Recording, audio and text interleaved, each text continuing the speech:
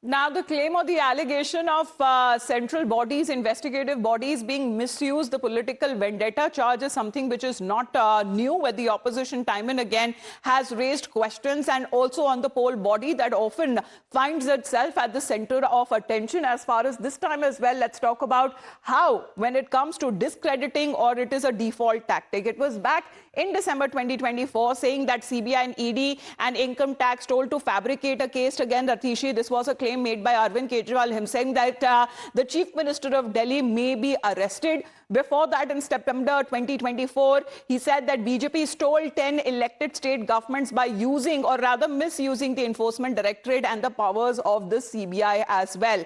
Also before, in May 2024, ED functioning like BJP's political wing. Before that, saying that all agencies in India were unleashed on the Aam Aadmi Party and their top leaders who were behind bars in several cases. And the then Delhi Lieutenant Governor was also a BJP agent, as we talk of Najib Jung. So this seems to be as far as the discrediting tactic that we've also seen on part of the opposition when it comes to attacking central agencies. But speaking of the national capital, and when it comes to the other issues that have now taken center stage, is the Pani issue of the Yamuna being poisoned, because as far as these claims that have now escalated, rather has opened the floodgates for controversies and a war of words in the national capital.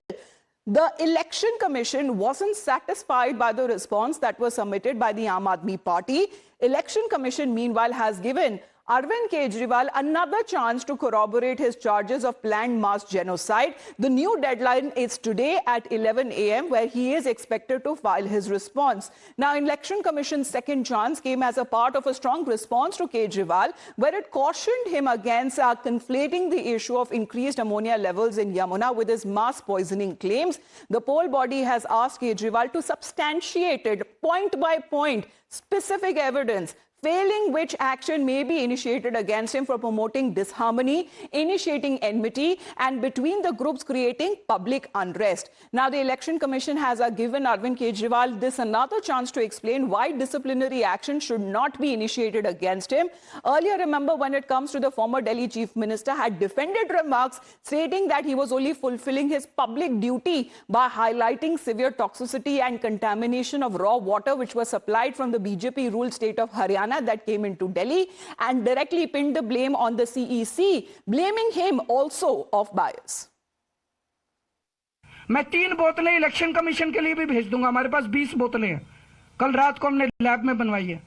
20 बोतलों का पानी में 3 बोतलें राजीव कुमार जी को भेज दूंगा। वो press conference में तीनों इलेक्शन कमिश्नर पी के दिखा दें, हम मान जाएंगे कि हमने गलती की है। Now, continuing with his daring spree, the Aam Aadmi Party chief also said that he will send Yamuna water to the Election Commission officials, and if they drink it in public, he will then concede his mistake.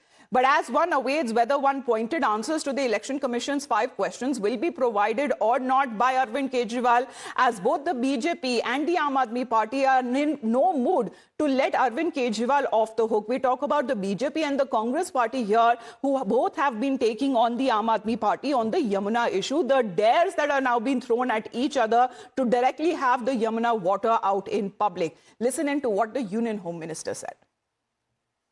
Kejriwal ji कहते हैं कि भाजपा वालों ने दिल्ली वालों को परेशान करने के लिए हरियाणा से यमुना जी के जल में जहर मिलाया है।